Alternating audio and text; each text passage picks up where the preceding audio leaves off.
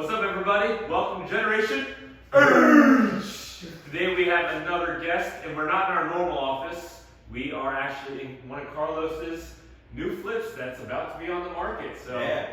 it's all staged and ready, and we're using the staging furniture. So It's a business expense. Two ways. But anyways, we have a guest that's in real estate here in Richmond and also at Montana. I don't know if you're there, but he's going to tell us a little bit about himself. His name is Jarrett Douma of Jarrett Douma or Douma Holdings. There you go. Yes, sir. Also, I guess a long-term hold investor, kind of similar to what we do. Maybe you throw some flips in there. I have a couple. But yeah, if you got anything else to say, I was going to say just start off with a little bit of your story, how you got started, and kind of what you do. Awesome. Yeah, so I'm Jarrett Douma. I've done a couple wholesale deals, a couple flips, and then I have a couple buy and holds here in Richmond, and then one long-term buy and hold in Montana. Okay, and so you started off, did you start wholesaling at first? Is that what you did first, or did you start buying and holding? I started off right away out of college buying an FHA house that was going to be, I was going to live in and fix up. Here in Richmond. Okay. Yep. So out of college I moved here, got a W-2 job, bought a house, was like, hey, this is undervalued, good area, but I can fix it up and make some money on it. And that's where I started. It was with an FHA loan on a small, non-conforming duplex. So nothing complicated, nothing fancy. You bought something and fixed it up. The only complicated part was the 203K loan. So Oh, I got part of my is construction that- costs rolled in. Yeah. Was that annoying? I heard they're annoying to deal with. So the way it worked out is my uncle has a Class A contractor's license. Okay.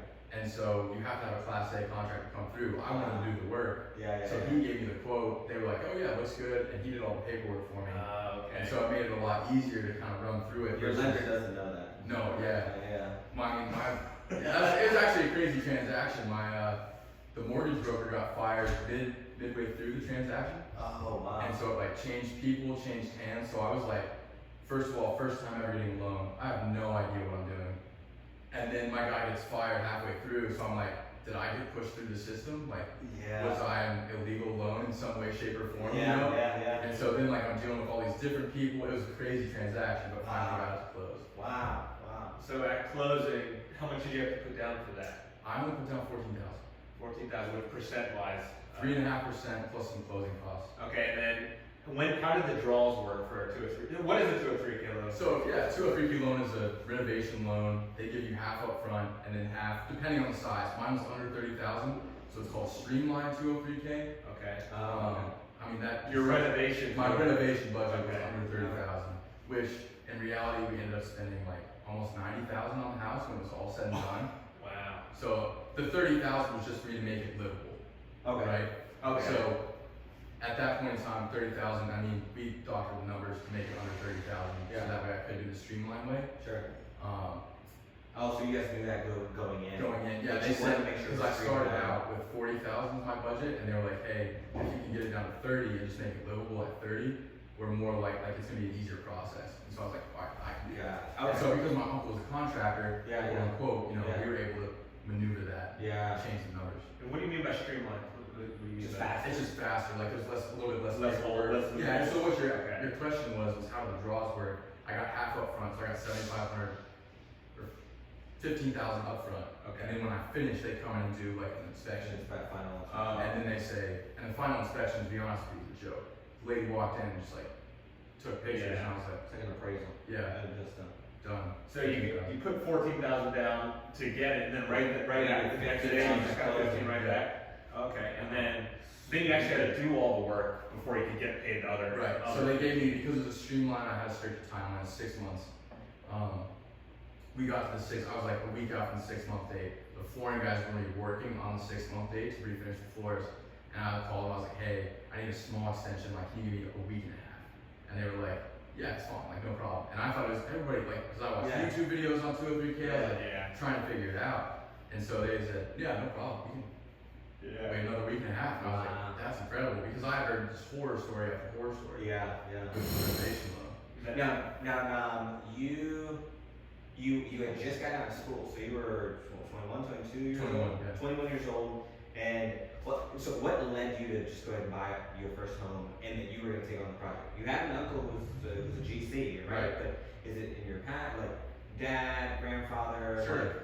Yeah, so my parents back home in Manhattan, Montana, where I'm from, they own 7 rentals. And so while we were growing up, we helped our dad work on the rentals, do different things like that. And in 2008, when the recession hit, the rentals is what saved our family farm. And so that was like the realization for me, like, man, real estate, there's a lot here.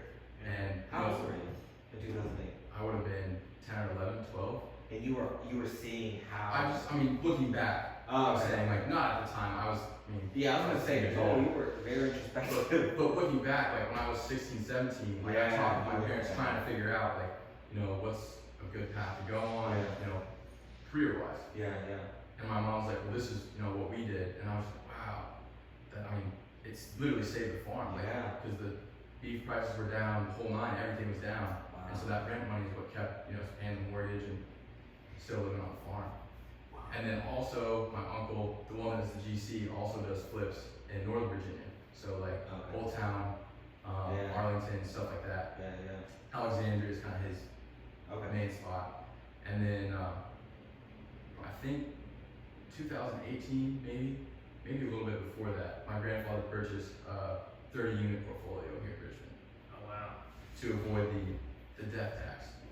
So if you have a family business, rather than passing on cash or stocks, which get taxed at death after you hit a certain number net worth, he decided to start a family. Alright, so we were death tax.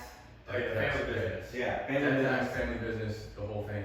I don't really know all the legal, ramifications, obligations, that whole thing, but that's what he decided to do to kind of avoid that. I mean, he's 80, I want to say close to 85 now. Yeah. And so he's getting to that point in time where he needs to start thinking about things like that. And so they started this business, and that was when I was. They didn't start Douma Holdings. No, Douma Holdings is mine. So that. They started something Yeah. else. Douma is my father's. So all my East Coast family is Wetzel, is their last name is Sewers.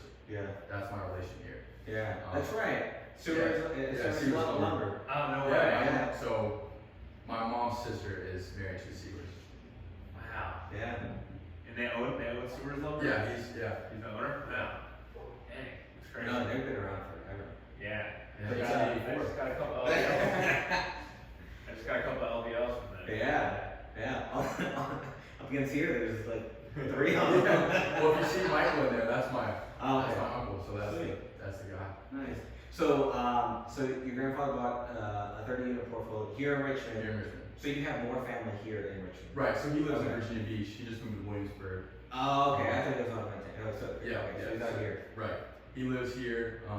My aunt lives here, so she kind of manages it right now. Along with, I think, Dodson, who just merged with somebody else. They just had a big merger. Recently. Everhome or something. I don't know. I looked it up the other day, but so she manages it here, and that's how they. So that would have been when I was kind of going through college. They were going to do the purchase part of that, and it was a really rundown portfolio. I mean, like they're just now getting to the point where they've rehabbed every house in the portfolio. And then they're getting stabilized. Yeah. Wow. So and that was right after college. So it's been a few years. Yeah. And so I mowed the lawns. Like when I moved here, I mowed the lawns, so I could see the properties. They have some properties in this area. Oh, nice. Yeah, like right around here. So 30 single families. So it's a mix. There's mostly single family, Okay. and then there's a couple duplexes, and then one fourplex on Clay Street.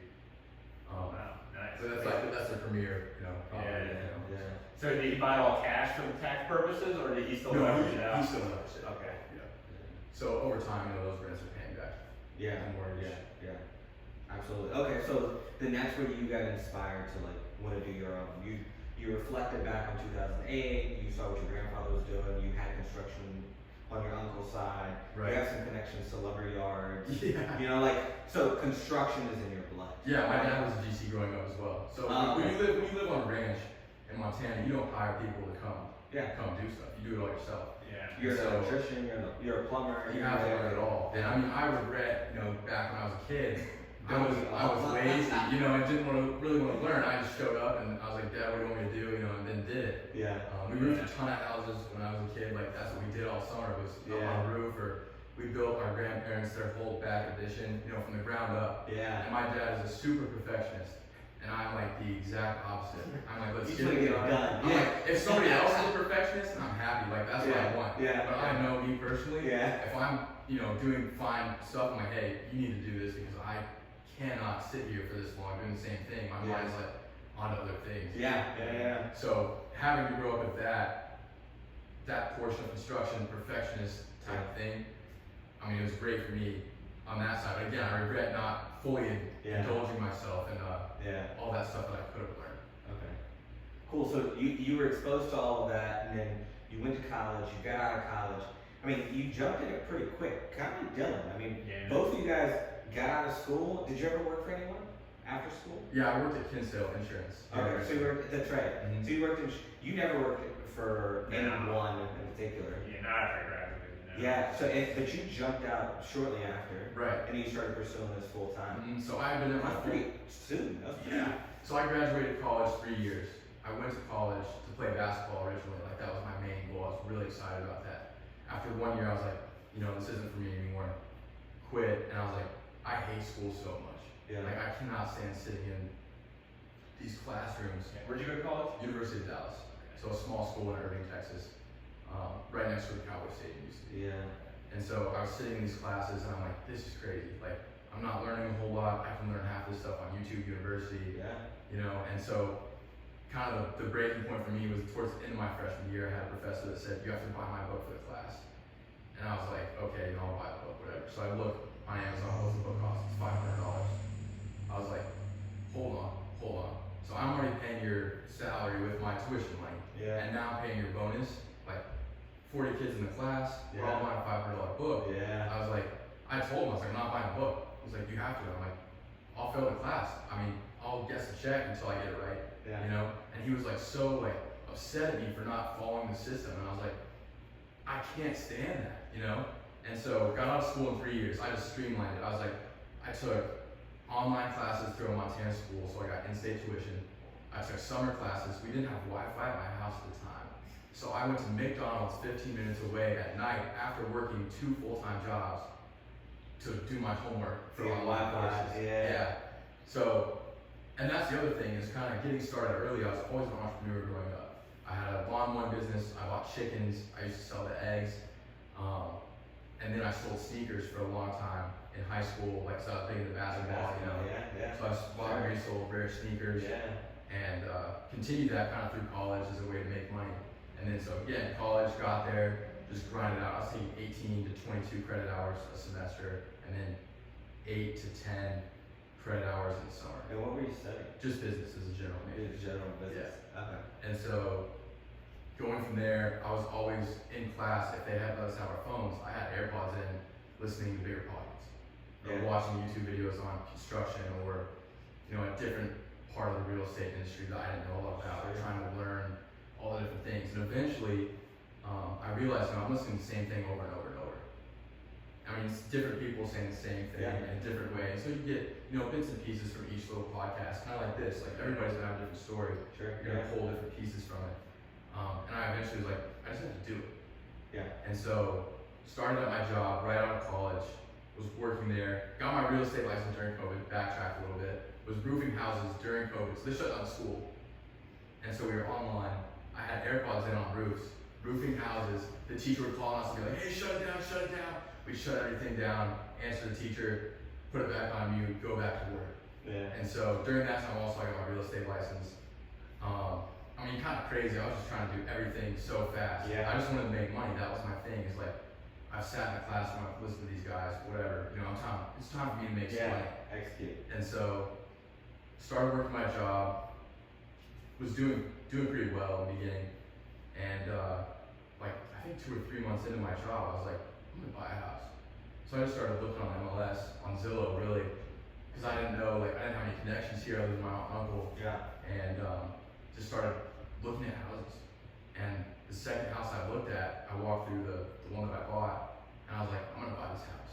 The 2 or 3K. Yeah. And it was listed at, I want to say 235 in the beginning. And so I got a realtor through Zillow because I hadn't passed the test quite yet. Okay. And so I used this guy, and I was like, hey, I want to offer 160. And he was like, you're crazy. I'm like, just offer 160. And he's like, all right, you know, I'll send the offer. And so I send it back, the guy declines it. And then there's like this situation where he's no counter. And so I'm like, all right, you know, I have no idea where this guy wants to be at. What was it that again? 230. 230, wow, okay. So I shot, Yeah. Yeah. And it was in a hot market. It was just, you know, COVID had just kind of started. I mean, all lockdowns and everything like that. And so everything was it was starting to heat up. It wasn't at the point where it was hot yet, it was starting that upward trend. And so I went to him and I was like, all right, where do we go from here? Because I, hadn't done any of this stuff before. I mean, I see the contracts. Yeah. And so he's like, well, why don't we try, 200? I'm like, I can't pay 200 for this house. That's just not gonna happen. Yeah. And so I said, let's offer 175. And so then I get a counter back at 190. We kind of go back and forth. I think I paid 182.5. So you submitted, I just want to make sure we break it down. You submitted 160, no counter. You waited how long before making the second offer? I think 3 or 4 days.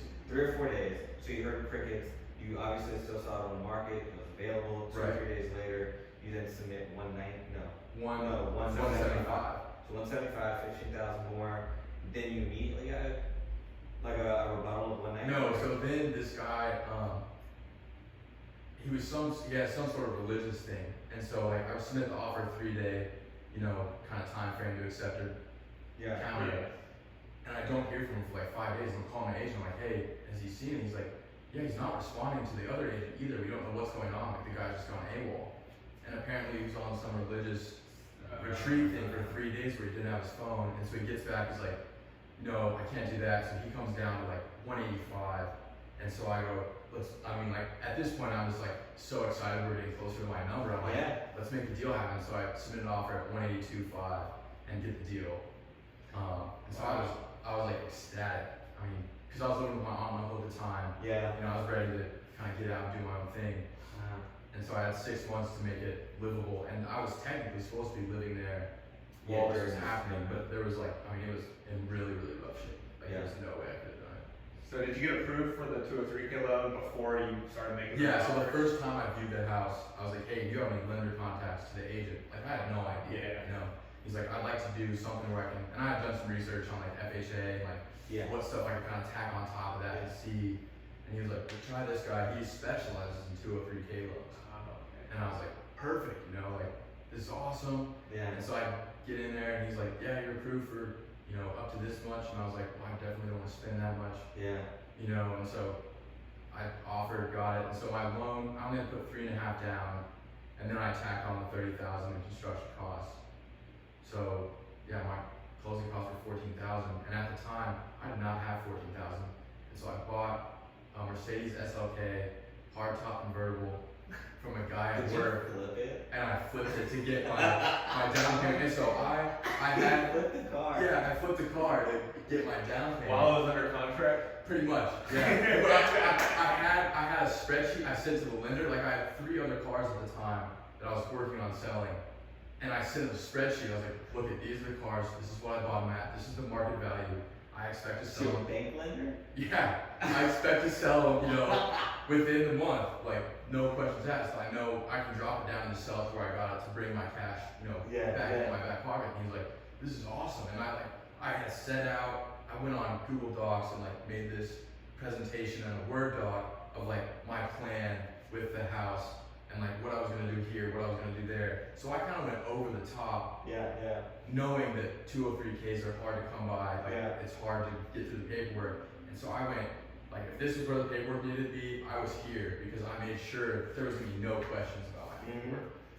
It was gonna be harder for them to say no to you. Right. I mean, because we all know this with lenders.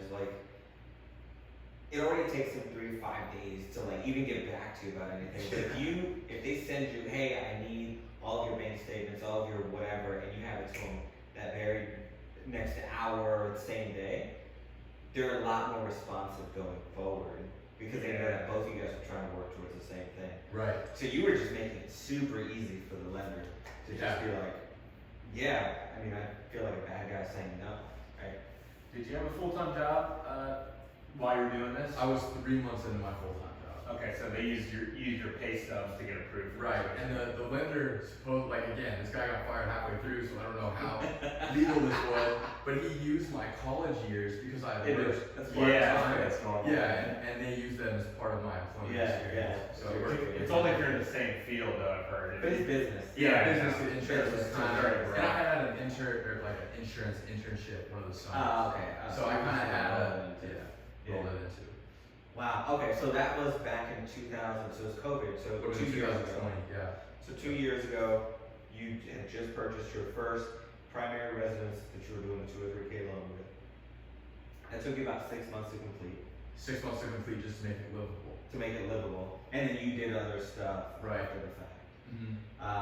Okay, so then that puts you at the end of 2020, Right, yes. right? I would have closed on that house in November of 2020, and so the 6 months, I was 2021. The refinance Yeah. or No refinance. Oh, you bought it in November of 2020. Yeah, November of 2020, Got it, so okay. 6 months would have brought me into 2021. Okay, so you've been doing this full time for a year. Yeah, oh, I mean- not even a year. Yeah. Full time, I quit effective January 1 of this year. So I stayed on at my job while I was fixing this place up and bought another one in the same time frame while I was still working full time. Got it. And Okay. you end up refinancing the one you did to a 3K loan? So that one I just sold in the beginning of this year. Oh, you sold it? Yeah, it's the one that's across from Block and Keys. Not directly Oh, across, but is Kitty it where Corner. you were living? Yeah, that's where I was Oh, living. So all really? the staging in those pictures is my furniture and stuff. Oh, that's why the shoes look so big. In the bedroom. You live upstairs. Yeah, I live upstairs. Yeah. You walked that house. You did. That is I awesome. was like, man, this plumbing in the basement. What the hell is up with this?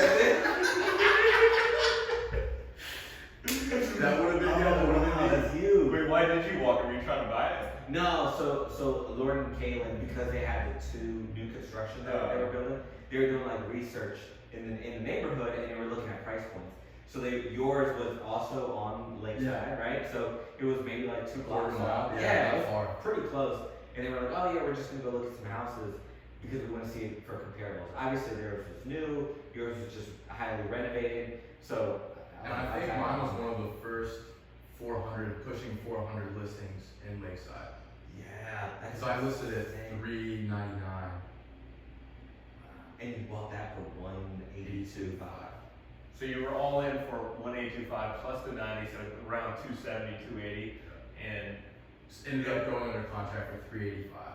okay. It's 100 in a year. So why did you decide to sell it and not keep it a refi? Just because it's too not cash flowing, not enough price. So I mean, I had so much cash, like all the money I had made, like earned throughout the year, I was just putting it back into that house, like Okay. making it better, like new cabinets, new countertops. I mean, we did almost everything new. All the bathrooms were brand new. Everything was going up. Yeah, we did. I mean, everything. Yeah. So Yeah, So you put everything in. I mean, I had a little money, but I was like, Sure. all my money that I had made that whole year was Okay. put into that house. So then that house you say has propelled your business Yes, into you being able to do multiple at a time. Because now you were saying that you have 2 rentals. Is that what it is? So now I have 3 rentals. 3 rentals. One in Montana, 4-plex, a Yes. 2-plex on Chamberlain with my 2 brothers, Yeah. and then 1804 Hilliard. I listed it, didn't get the offers I wanted, so I was like, well, let's see what I get for rent. If it makes sense, Yeah. I'll just rent it. And listed it for rent. Just went under contract with that with the renter at $2,200 a month. Nice. So And then you're also working on some. we have 2 flips. So I bought the house right next to that house. Oh, you did tell me that you were coming Yeah. out. You were putting out a sign. I was coming out to put my for sale sign, Yeah. and I saw him putting his for sale by owner sign, and I was like, anime run across the You road. bought that one? Yeah, so I was like, hey, when can I look at it? He's like, well, I'm leaving right now. You can look at it on Monday. And when I walked through on Monday, I was there with 15 other people. And so I walked through. I like ran through the house. I was like, it's like the same kind of build as the one next door, so I know what I'm dealing with. And so I was like, what do you want for it? He's like, 198.5. And I was like, what about full price cash offer? Which was what? 198.5. 198. Oh, And okay. so he was like, I would love that. He was like so pleased. And so we went under contract like 2 days later. And so none of those other 15 people were willing to come up, or you just got it? The people were still walking the house. Yeah. I was on the phone in the driveway like, what do you want? I'll send over an offer like in 2 hours. Yeah. Because that was the middle of people were just like 40,000 over here. Yeah, Yeah, that was yeah. a tough time to buy.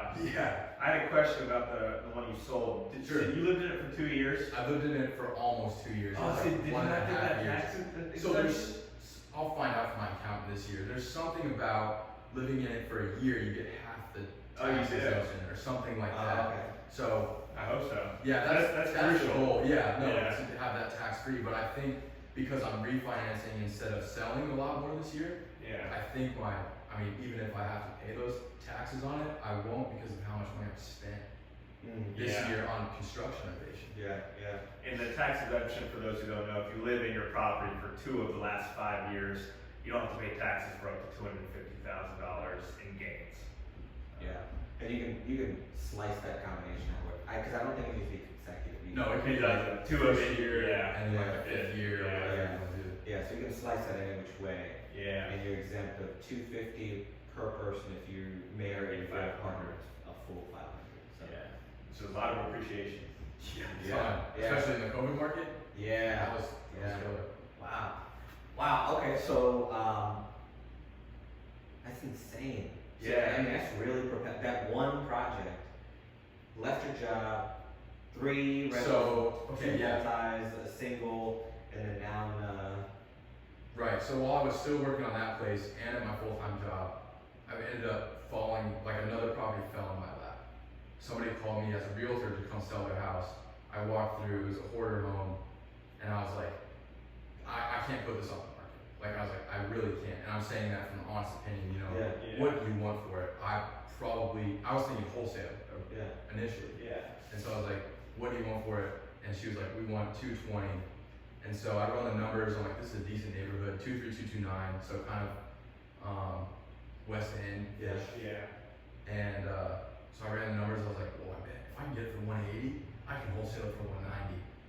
And so I was like, all right, I'll see if I can do that. So I call her up, I'm like, hey, this is what my offer would be to buy it in cash, you know, give her a wholesale spiel. Yeah. And she was like, no, we don't want to do that.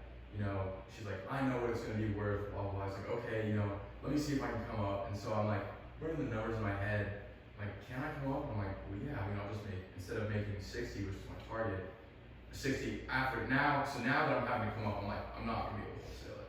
Okay. Nobody's going to be able to buy it. So now I'm like, I have to figure out a way to finance it. Let's just get it under contract first. Yeah. Like, as entrepreneurs, we're all yes men. Yeah. Figure it out. Yeah, it's great. Yeah, so I was like, Jump out of a plane, build a parachute. exactly, yeah. So that's what I did, is I was like, okay, how can I finance this? But first, let me get it under contract, because I'll put $1,000 earnest money down. So if I lose it, you know, I lose it. Sure. And that is what it is. But I was like, I have to figure out a way to finance it. Yeah. So I get it under contract for 190. Oh, Okay. you got it for 190? I got it for 190. So I got it down from 220 down to 190. And I just explained what I was like, look, this is what we're gonna do with the property. I'm gonna make it a top of the line property. I'm not gonna come in here and paint. I mean, you walked into the house and you were like hit with this scent of dog, cat, odor. I mean, like, it was really, really bad. And thankfully, she actually cleaned out the whole house. She literally just got a dumpster and just dumped all her stuff into the dumpster. Because when I walked through, I couldn't step on the floor. I could not see the floor. Oh, wow. There was so much stuff in the house. So you got lucky. Yeah. And I told her, I was like, you can leave some random stuff, but if you're not gonna clean it out, my price is gonna change. Oh, okay. And so we agreed at 190. She cleaned it out, which was a lifesaver for me. Yeah. And that one, I decided, you know, working on the first one myself, trying to do all the work by myself. I was on a full-time job, 7:30 to 4:15 at night, and then going straight to my job. You carry a backpack with me with work clothes, go straight to my job, to the house, and just go into town on You were doing painting, plumbing, like everything. renovation, demo, the whole nine. And so I went 7:30 to 4:15, 4:15 to, let's say, 4:30 commute time, and then 4:30 until 1 or 2 in the morning. Oh my god. I was so determined to get this thing done. And just you by yourself. Yeah, just me. I mean, maybe my 12-year-old cousin would come just to hang out. You know, I mean, what really did he get done? Yeah, 12 years yeah. old, but like, that was just me in the beginning. And so then, after I started realizing, like, I'm burning myself out. Yeah. Like, my work productivity is starting to teeter. Like, I mean, I didn't drink coffee before that. Like, I said, if I'm gonna drink coffee, I want it to do something, so I'm never gonna consistently drink it. And so, at that point, I started drinking coffee. I was hitting like 3 a day, and to me, like, that was crazy. 3 hours a day You go from 0 to 0 to 3. was unbelievable. And so, I mean, I'm so thankful for my aunt and uncle because at the time they would leave dinner out for me. You know, I'd come into the house at like 1 o'clock in the morning, scarf dinner, and I mean, a lot of times I would be so tired, I would just fall right into bed. I wouldn't even shower. I'd wake up in the morning, shower before, and then do the same thing. So on the second house, I realized like, I'm not gonna do the work on this one. So the first house, I hired a contractor after the whole 203K streamline thing. Did terrible work, terrible job. So this is like kind of my first contractor that I really hired. Yeah. And so terrible work. That's why my construction was so high on the house, because I lost essentially $20,000 to this guy, not doing what he said he would do, and then shoddy work, and then charge me more. And so eventually I had to go to him and be like, hey, how much do I owe you just to get out? And so that was like hard for me because I'm 21, 22 years old at the time, talking to these guys 30, 40 plus years of age and telling them like, this is not snuff, like this isn't any good. And so I essentially bought him out of doing the rest of the work. Yeah. What'd you pay him? I ended up having to pay him at that point in time $10,000. So I'd already paid him $10,000. For work he didn't do. For work, some of the work he did do, but other stuff was just like he was blaming me for different things. And I mean, there's disagreements, and I try to treat everybody like humans. So I'm like, you know, I want to pay you what's fair, even though I don't agree with what the work you did was. Yes. Yeah. And so he called me. He's like, you know, good friend, and you know, kind of balled me out. I was like, listen, we're not friends. We're, I mean, contractor and owner of the house that's paying me. Like, this is not a par. And so I was able to get one of his subs, the tile sub. So I was like, I still need somebody to do tile. So can I keep this guy on to get this done? And he was like, yeah. And he wouldn't give me his phone number. And so finally, like one day, I saw the van was there, and I pulled in so fast. And I was like, hey, you know, I'm Jarrett, I'm the owner of the house. I have another house that I'm thinking about buying. Do you want to come take a look at it? Give me a quote. And he was like, oh yeah, I do everything. And so, I mean, everybody says that, but there's a lot of guys that don't They're just trying to they're just trying to get the contract. Yeah. So I kind of took him under my wing and was like, you know, I want to kind of groom you towards this is what I want to do with my life, you know, and I want you to take on this whole house. And so for me, he was only doing tile work. Yeah. And so I was like, hey, come quote this whole house for me. So we walked through. I'm like, you can do all of this, right? Like I'm double checking because he did some plumbing for me, a little bit of plumbing, and then tile, and that was all he really did for me at the time. So I was like, hey, can you come check out this whole house? Tell me what your price would be, demo, you know, the whole thing. And he comes back with, you know, at the time what our budget was for that house was $15,000 in labor. Yeah. And my total construction budget on that house, I said was 50. And so I was like, 15,000 in labor? This is awesome. And so like, it worked out really well. Him and his son did all the work, did a great job, and it ended up going over budget because like as we started taking stuff apart, we're like, change order. So I'm like, we just need to change this. Let's replace all the doors because we don't have mixed match doors. Different things that I thought, you know, this guy would do, he didn't want to do, you know, X, Y, Z. Changed it. We ended up spending, I think, $56,000 in that renovation. So bought for $190, $56,000 in, and then sold for $330 in December of 2021. So that one I had a 6 month, because I was totally hands off. I wanted to get done as fast as possible, which you guys do all the work. And I mean, on my lunch break, I was going to Lowe's, flying down to the house to drop off stuff, and then come back to work. I mean, like, after December, you got that paycheck. You were like, oh. So my mom said, she's like, if you can make enough money to cover your current paycheck flipping houses, I'll let you quit your job. And not that like I wasn't my own man. Sure. But I was like, hey mom, this is how much I made on this house. Like I'm gonna quit my job. And she was like, wait, really? And I was like, yeah, I'm quitting my job. And so I put in my 2 weeks note. I was actually planning on staying a little bit longer because we had a bonus in March. Oh. And it's okay. Adam called me. I was looking at another one of his deals because I just sold that one. So now I'm like back in trying to find another deal. And he called me while I was at my office. And so I picked up the phone, and the VP of my division and the SVP walked by my desk while I was on the phone. And so I get a message from my boss, that popped up on my computer is like, come to my office now. And I know, I mean, like, yeah. What were you saying on the phone, like in that conversation? Adam was, well, it was like, we were talking about, I think it was something on Rudy Street. I'm not 100% sure. But, like, street names were being said, like HVAC, like construction terms were being used. And so they walked by. I mean, I was doing well at the time. I brought in over $6 million of premium, of insurance premium, just that year. And I was only there for, that would have been my first 4 years. Yeah. And so I was like top, I think 3 or 4 in premium brought in. But my thing was, I wasn't super, again, I'm not a perfectionist. And in insurance, with your excluding, certain activities, you have to be very perfect with what you do. And I'll take the blame, I wasn't. And so I was kind of on the downward trend, mostly because I was getting so excited about real estate. Yeah, and you were losing track of. Started being more successful at it. And so she calls me into her office, she's like, we've gotten a lot of complaints about you being on your phone. And I was kind of like, you've gotten one, and I know like what it was, because I hung up because I got the message on my computer. Yeah. And so, the next day, that was on Friday. And so over the weekend I called my mom, like, hey mom, I'm really not having fun at my job anymore. Like, I'm gonna quit early.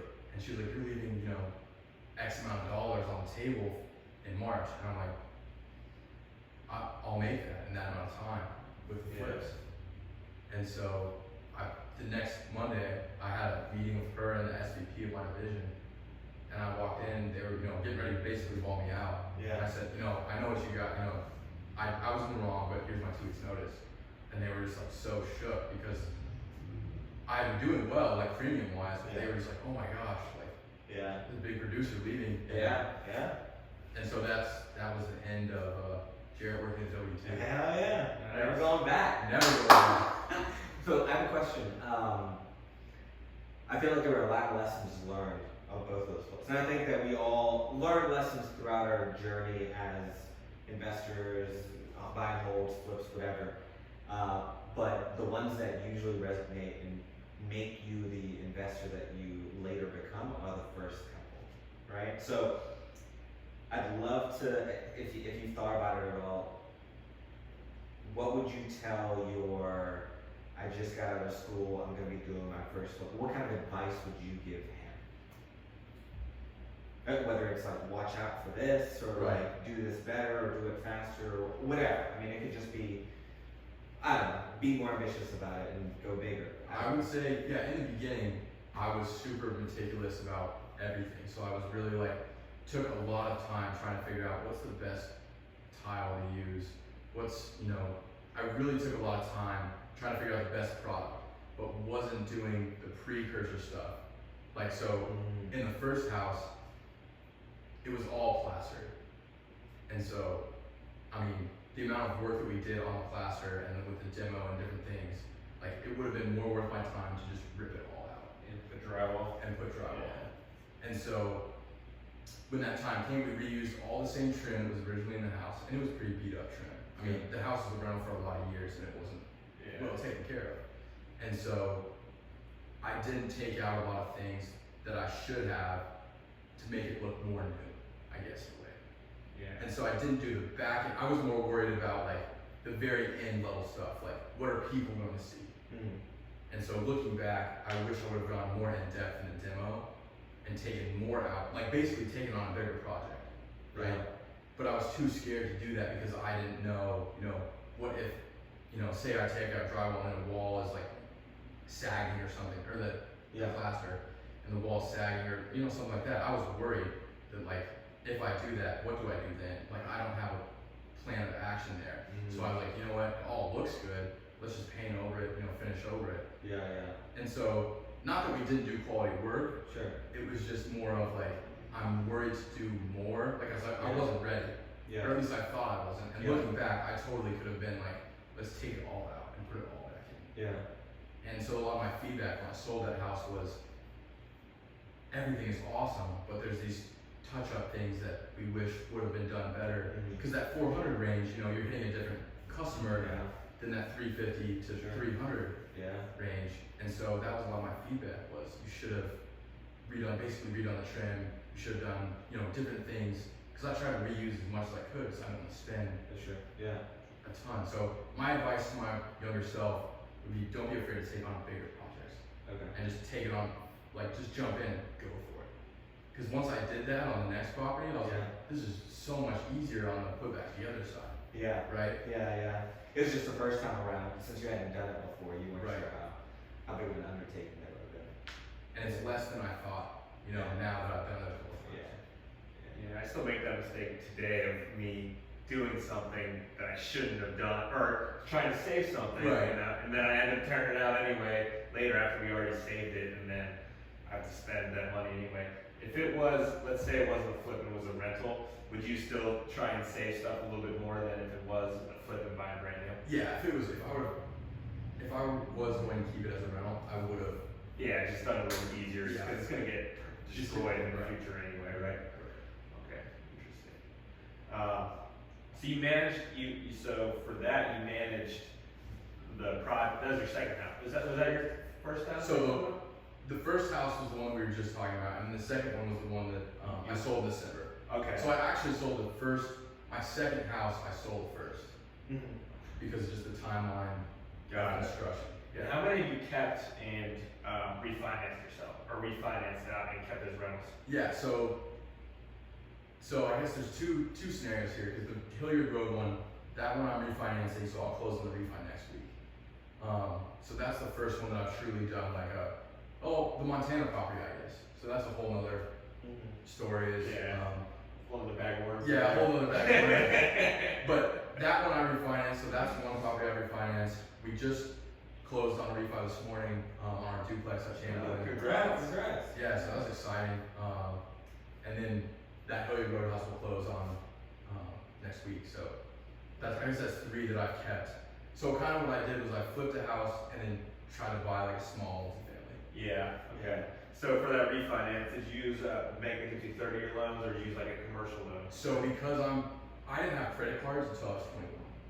So my credit is still like very young. Yeah. And so a lot of normal, like conventional banks were like, Jared, Yeah. you know, and especially because I quit my job, right? Yeah. So like my income looks really fuzzy. They're like, you know, you work with conventional banks, it's just not gonna work. So I actually used Tim Hero, Okay.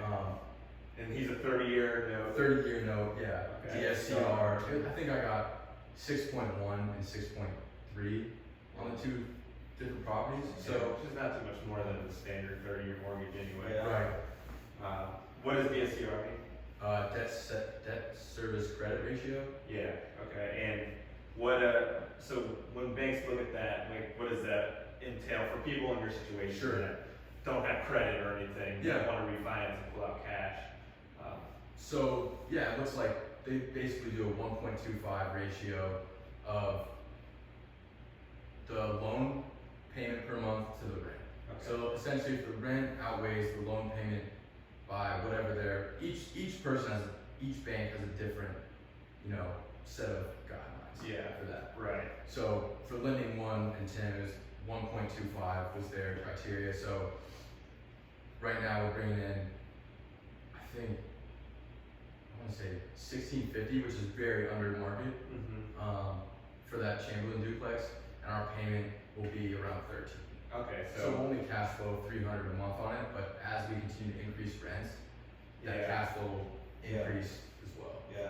In a simpler way of explaining that would be, if the mortgage is $1,000, right, then rent has to be about $1,250. Right, yeah, so mortgage Right, plus 25%. insurance taxes. Yeah. So if mortgage insurance taxes is 1,000, then it'd be 1250 for you. Yeah. Exactly. Okay. Cool. And as interest rates go up, it's harder to meet that debt service coverage ratio. So what do you see people doing if they can't refinance? You just see more houses coming on the market. I think we kind of talked about it last night at Ring, but I think the construction cost, or the buy boxes are going to change. Yeah. So like what people are buying, their offers are going to be lower than they have been. And then I also think construction, like we just talked about, that budget is going to be lower. People are going to try to save a lot more on that, so they can either still refinance it, or have the construction cost so small, buying houses that are less construction heavy, so small that they can just keep it, leave whatever their construction costs were, and then wait till rates go down to pull out a refi. And then refi. So, are you working on any right now? Any properties? We've got two. So the one next to my first house, I call it Lakeside number 2. We're working on that one. That one's drywalled in, so all we have left is paint, floors, tile, and exterior. And that one should be ready to roll. Yeah, so I think For rent, what are you gonna do with that one? it's gonna depend on what the market's doing. Okay. Buy wise. Like if this market's still kind of like trying to figure out where it's at, Yeah. I might just end up renting it. In refinancing? Okay. I mean, I'll have to leave money in the deal in that one a little bit, just like Which is pay alright. for it. Yeah. But as long as it's cash flowing, I mean, Yeah. I can't And it's a really good worry about that neighborhood. too much. Yeah, That's a it is a good good neighborhood. neighborhood. And on the come up too, even though the market is starting to teeter, I think that neighborhood's still Yeah. still revitalizing. For sure. Do you have any short-term rentals? I do not have any short-term rentals. Do you have any interest? Yeah, I'd love to get a couple actually. My mom runs one in Montana. Okay. We have a little house on our ranch, so it's kind of like a ranch Yeah. Airbnb. So I'm kind of starting to learn the ropes through that, and that way I can maybe transfer that here and change it up and Yeah. Yeah, your own version of it. right. Okay. What do you see? Because you've really been steamrolling Trying the to past year and a half. Yeah. So I mean, I commend you because like you got out of school. I mean, both of you guys out of school, just really got put your head down, just started grinding it out, and that's a big reason why we call this Generation Hustle. Because like I definitely don't see you as all you do are flips or all you do are rentals, right? 'Cause get up, do roofing. You've done a bunch of different trades, and it's just because you have that good old, Montana, Yeah. But like, you're not afraid of getting your hands dirty and putting, grinding it out. So the market's changed. The market's getting weird. But what do you see? Where do you see yourself in 3 years, 5 years? Is it still real estate? I think so. But like, are you morphing? Are you changing your buy boxes? Are you? I don't know. How would you see yourself? Yeah. So right now, okay, looking 3 years forward. Let's look 3 years forward, Yeah. right? So my guys here, I've developed a really good relationship with those guys, and so they've been working solely for me for probably the last since this year started, probably the last 8 months. They've been working only for me on my projects, and so for me, I'm taking care of their family. Yeah. And so I want those guys to stay busy. Like I'm gonna find them stuff to do regardless. Yeah. Like I want them busy all year round, and I want them. The main guy, Jorge, he's the man in my business right Yeah. now. Because now I've given him, the lowest credit card. When he needs something, he sends me an email receipt. I get to see, everything he buys, so it's not like I'm in the dark. Yeah. And if he has a question, like it text, I'm as fast as I can to get back to him. And now he's starting to hire the subs, which I like because now I'm taking an even farther step back. Yeah. And so all I need to do for him now is buy houses, tell him the plan, Yeah. tell him what colors, Budget and exactly. Yeah. And then I let it roll. Like so, I just bought a house 3 weeks ago in Chesterfield. It's a 3-2 quick flip. So countertop, floors, paint, put it back up. And so I said, this is going to be our test subject for you running the flip, where I'm not there every day checking it. You're that guy now. So he's your My contractor. your project Your GC, GC. Right, but he's still doing the work. He's not really Okay. taking a step But back. he's from that. also managing schedules for the subs and all Right. that too. So he knows your budget, your overall budget. Then he hires the subs that needs to be compliant to your budget, Mhm. and then he still gets paid by the hour, or is it like? I'm giving him a project budget, and so his labor, the subs labor, and materials is kind of more on me. So I give him more of like a labor budget because he's using my credit card to buy the stuff, which I like that because now I'm not getting upcharged. I'm getting my 5% on Lowe's, Yeah. whatever. And so I'm giving him a labor budget. I'm like, this is our labor budget. Yeah. And so right now we're just doing like once somebody finishes, I'll write the check. Okay. So eventually I hope to give him a checkbook Yeah. where I can just put the budget in the account and tell him this is how much you have to play with. Yeah.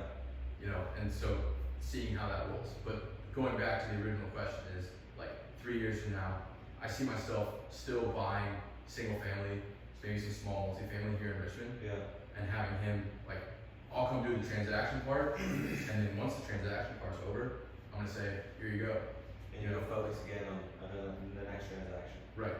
Either the next, so that's the other thing, is I wanna get more into larger multifamily purchasing, more syndication style. I think that's everyone's, and like a lot of people that start with single family, and they eventually want to hit that multifamily because everyone sees Grant Cardone like, oh, that. But yeah, I agree. Yeah, no, so multifamily, I mean, I have 2 small ones, so I have 6 units in quote unquote small multifamily. Yeah. And so the cash flow from those is a heck of a lot better. And it's all one property, right? So 4 units in one property, 2 units in another. The 2-unit property, there's like no maintenance. I mean, there's like your everyday maintenance, like change out a toilet, you know, whatever. But there's no yard maintenance, so I'm not having to be there, because I manage my own property right now. And so I'm not having to be there ever, other than pick up rent checks, which this month we're like, all right, time to you're stop. still picking up Yeah, rent we're checks? still picking up rent checks. Come on! No, I know. So that's this one, because we used it at the fourplex, this online. We have 2 really older tenants, and one's been there for 30 years. So I call it a legacy tenant. Like, that's really truly their home. And so we're trying to maneuver them to that online. But again, like that older population, it's hard for them to understand. Like, am I getting scammed? Like that's the thing. It's like they don't want to put their bank account info into the online thing. So what I'm gonna do is I'm gonna go over there. I'm gonna sit down with them and say, hey, we're gonna do this today.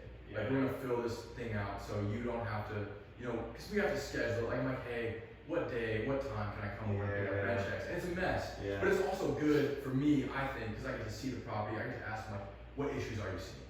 Right? Because they're the kind of people who are like, oh, we'll just take care of ourselves. I'm like, no. Because I don't want your fixes in the house. So it's funny you say that because he used to make fun of me because I used to do the same thing. And I learned that from my dad, where it's just like, I'm gonna go change the air filter because I want to walk around and look around to see what the walls look like. And it eventually gets to the point.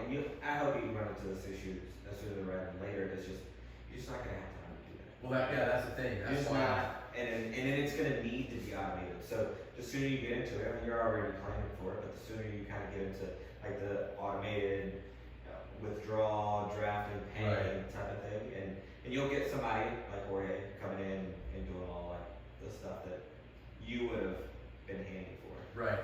Yeah, at first I was just going to house to house collecting cash. And it's awesome actually collecting that cash at first. Cause you're like, so you got like 6 $100 bills like crisp, like I'm gonna go get this thing. Carlos was driving all the way to Maryland to pick up checks. 3 months ago.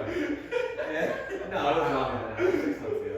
Well, I have family that's like really close to one of the rentals that I have. So I would go have breakfast with family.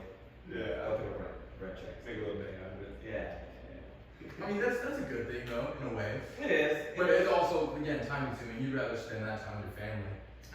Yeah, with my immediate family, but hang out with my family, with my parents.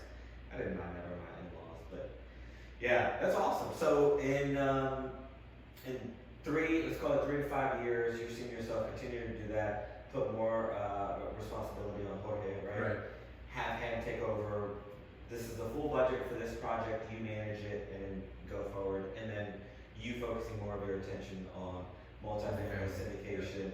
So like pouring that. So be heavy on the single family flips, and then be more of multifamily rentals. Right. Is that kind of where the direction that you're going? Okay. So I love value add anything. So anything that I can add value in, forced value add. I love that. So for Jorge, I'd love to have him move 6 houses a year. I mean, 6 houses a year, he's making a very good living, right? I know that that's sustaining that business. 6 houses, let's say 2 every. I mean, I like to have 2 at a time for him. Sure. So that way, like when he has his other subs, he can be at the other house. You know, toying around. Yeah, it's a good balance. So that's what I had at Hilliard and Lakeside. So those houses are only 2 minutes apart. So and we bought them like basically a month and a half difference. So we were like ahead here, so like drywallers, just like you just flop. You know, everybody was switching, and it was awesome. Like, and Jorge was trying to get the hang of like, okay, I can call the electrician for this house, you know, and they're all friends. Like, so most of my guys are all Guatemalan, and so I kind of hit that niche of all my workers are kind of the same. They all go to the same church. Like, they all talk to each other all the time. So, like, sometimes Jorge will tell me like, hey man, the HVAC guy's coming for this property, and I'm like, are we ready? He's like, oh yeah, I told him, like, we're good. And I'm like, I didn't even know, like, because I'm so used to managing it, like saying this piece needs to go here. Now it's just like, it's automated for me. In a way, he just lets me know. So it's been. That's awesome. People work towards that all the time. I've been trying to work that. It's hard to get a guy that can do that. Does Jorge only work for you, or now? I mean, he does some side jobs, which is good. That's like that. I get his number. No. It's funny, like a lot of people come in and like, who does your work? And I'm like, it's this guy, you know. Like, I don't really know him that well, but in reality, like, he might be over Thanksgiving dinner. And I was like, I mean, I didn't make it, but like, I mean, that's like something. Again, so this is something in my business because I always try to treat humans like humans. At the end of the day, we're all humans. We all have intrinsically good values. Right? People do bad things, but there's something behind that bad thing. Intrinsically good, and so it's kind of like a value in my business to treat everybody like human interaction is so valued. And right now, I mean, we've kind of lost it in a way. And so I try to keep that. I mean, I kind of try to portray that to my guys to also do the same. Right? And so, I don't know really where I was going with that. There was a point to that. I think we were talking about like just scaling and just like having Jorge and him doing 6 projects a year and like you really depending on him and you treating him like family. Right, yeah, that's the thing, is treating him like family. So like when we sell a house, I give him a portion. So I have a spreadsheet and every purchase that goes in Jorge line. I have a Jorge Cabrera line, That's a thing. And so what it does is it breaks down my total construction costs and it puts in a percentage. So like he did 20% of the labor in this house, or we spent 20% of our material budget at Seaworth. And so I get to see what percent of what kind of goes where, and so I kind of try to allocate a bonus to him through that when we sell. So it's kind of like we're in it together, like a profit sharing type thing.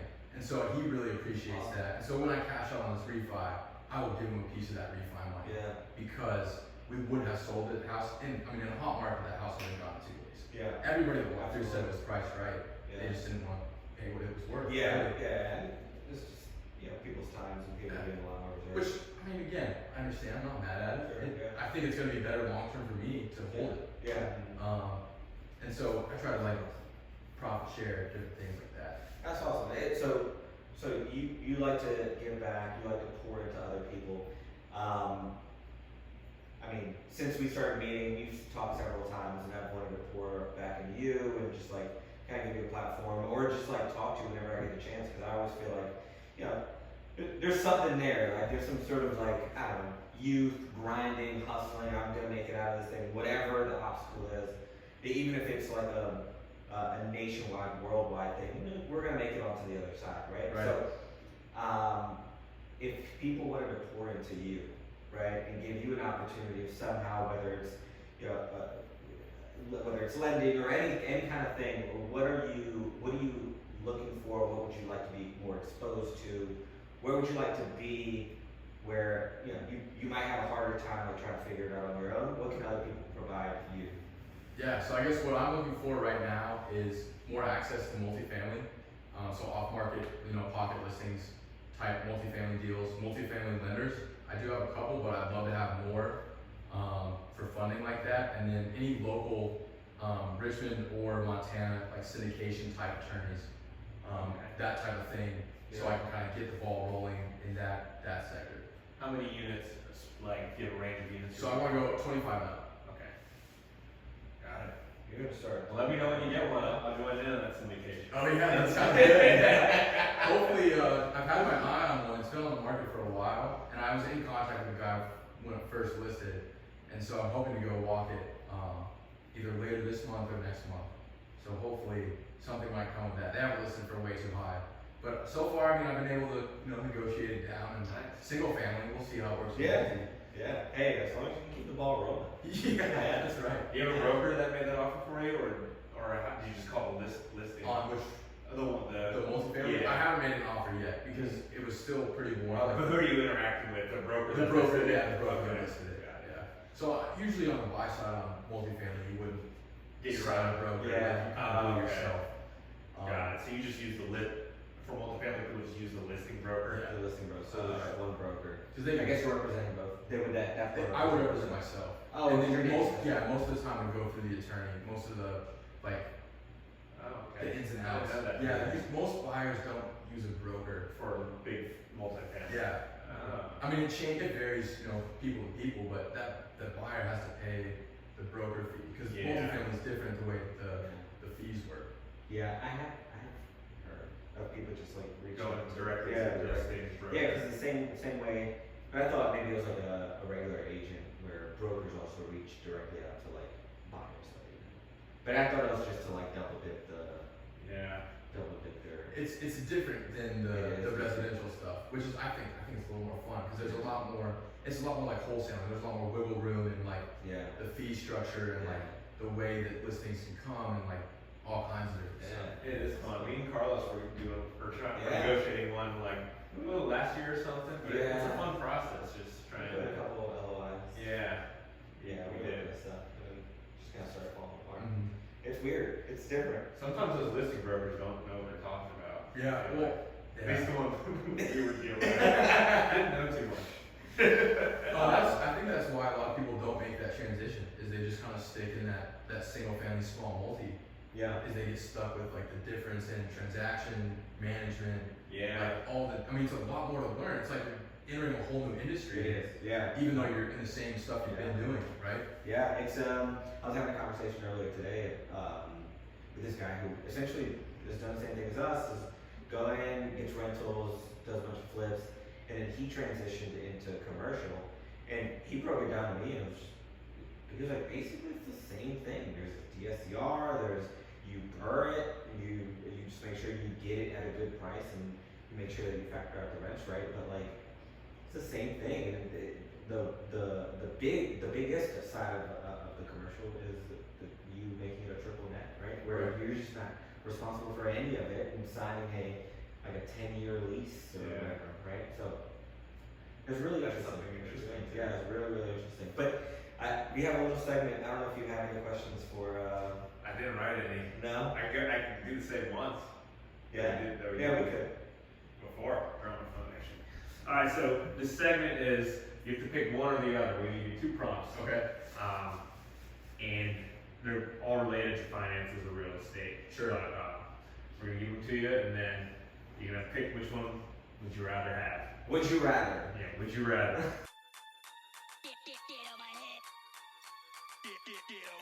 Is that how the soundboard It was goes? something like that. Okay.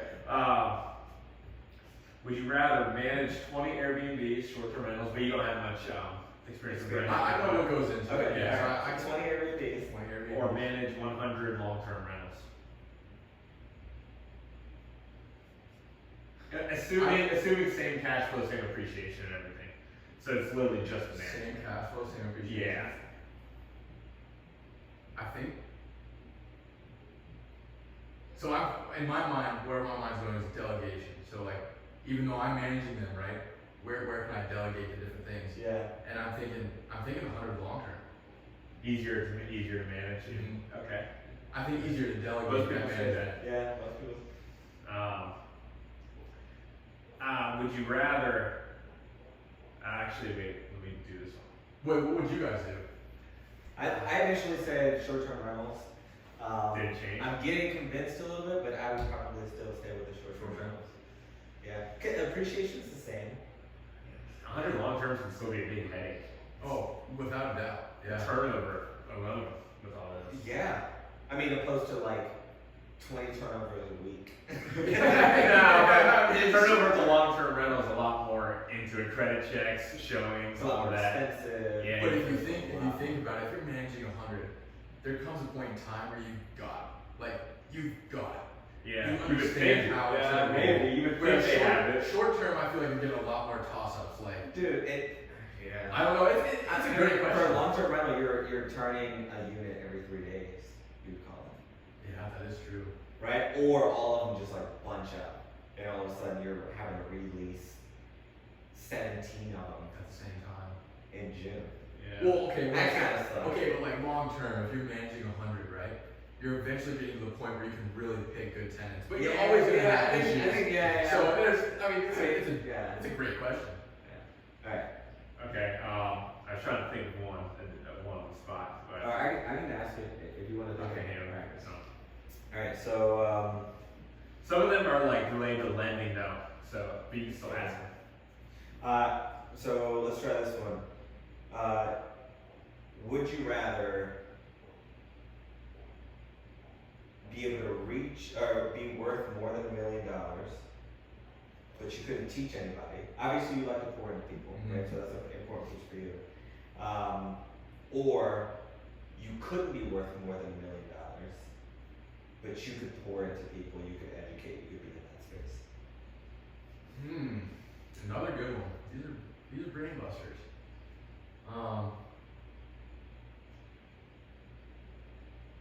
Yeah, that's hard because I'm working towards financial freedom for myself, but also my family. I want to build a business big enough that my family can join in, right? So if I'm only worth $1 million, can I still do that? I guess everything's leveraged, right? So am I really worth $1 million? I don't know. The equity.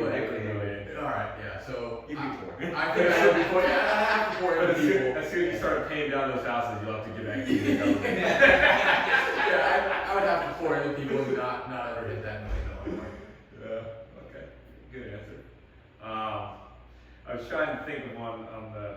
So I have one problem. Maybe you can think of another one. I said, when you buy a house, you have to do all the work to the house. You couldn't delegate anything. Okay. In the renovation process before you sell it or put it on the market. I'm trying to think of an alternative that would be just as bad as that, where you actually have to be, because I know you come from that past of, working from 4 Right. p.m. to Yeah. 2 a.m. So I'm trying to think of something comparable to that, but that's pretty tough to do. I have to sit in an office all day, or a day, for 12 I mean, hours. you have to work at, that's a good alternative. Yeah, you have to work at 9 to 5, or you can just work straight on the houses. And I make the same amount of money. Same amount of money. I'd rather work on the houses. Yeah. It's hard for me to sit in an office. I mean, sitting here for, I don't know, an hour and 30 minutes, I'm already getting kind of antsy. Yeah. I like that too. It's fun work. I like working on my own houses sometimes, especially when it's your own project. It's just like you get to see them before. I don't know if I'd enjoy it if I was working as much for someone else. Right, yeah. I definitely would. I'm in a Yeah. live and flip right now, another one that I bought, so I'm Yeah. having fun with that. Yeah. Okay. Oh, I got some of those. Okay. Do you think the real estate market in 2023 be over, under, plus 5% median? 2023. The rate. The rate or the No, year over year. No, 5% increase. Sorry, increase. In So from 2022 to 2023. Yeah. Because right now we're close to 11.75. Yeah, but it's 2022. Yeah, so we're then talking the 2023. following year, so a big not price drop, it's just The like rate, Yeah. loss of increase. A lot of government stuff going into this, right? Yeah. So I'm gonna take the under, Okay. but I'm optimistic under. Like, I don't wish that it does that, but I have a feeling that would be What does the government stuff have to do? You're talking about higher interest rates, is that what you're saying? I'm saying, like, just overall government spending, like, where is it going? How's our economy gonna end up Okay. next year? Like, not as much focus. So when I look at something like that, I think of the consumer, not us as investors, because we're gonna get ours, right? We're gonna watch the market, figure out what it's doing, change our subjects to make it work Yeah. for us. But that end consumer, where are they gonna be financially? Yeah. For the like that 300 range Yeah. person, are we gonna go into a small recession? Are we gonna kind of dip into that? I mean, we already are kind of. Are we gonna dip into that tank, and those people are gonna be kind of struggling even more? Are we gonna see more homes hit the market during that time? So for me, looking at it, I think we're gonna go even a little lower, like economy-wise. We're gonna continue kind of down that downward trend. Yeah. So I don't see it going over 5%. Okay. But optimistically, I hope it does, right? Yeah. But Yeah. I think, But there's opportunity if it does. right, yeah, Yeah, that's yeah, for sure. And we'll do one more. I don't know if you're a Bitcoin or gold kind of guy, but 100K tomorrow, you gotta invest in gold or Bitcoin. I absolutely hate crypto. I'm anti-crypto. Oh, so you're going gold. Yeah, I'm going gold. Well, That's a safer bet. But also, you won't gain as much as No, crypto. But yeah, I'm not a big crypto guy. I tried to get into it in college because that was like what was hot, and I couldn't wrap my mind around like. I don't think anyone still can. Well, that's the thing. It's like Yeah.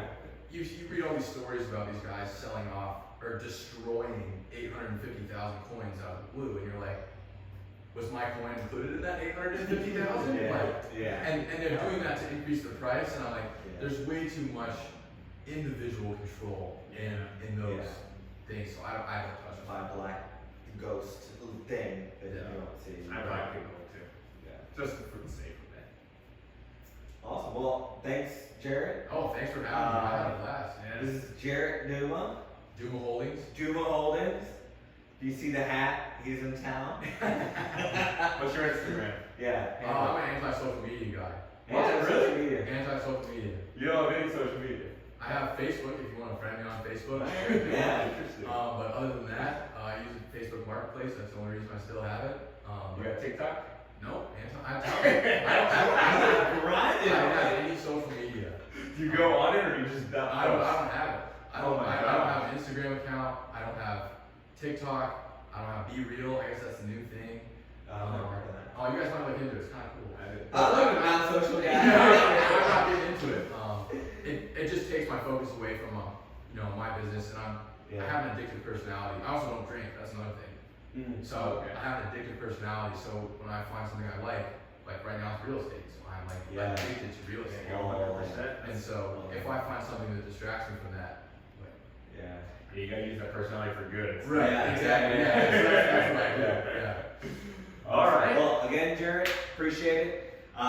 Jarrett Douma, everybody. If you guys see him at Ring, if you guys see him at the social events, you heard his story. Now you know a bit more about him. So definitely feel free to approach because he is grinding it out right now. So if you guys liked it, if you guys have more questions for Jarrett, feel free to comment it in the below. Make sure you like. Make sure you subscribe. Make sure you what's the other one? Share. Share, Hit the notification little bell. Yeah, notification bell. And again, Carlos, Jarrett, Dylan, and this is Generation.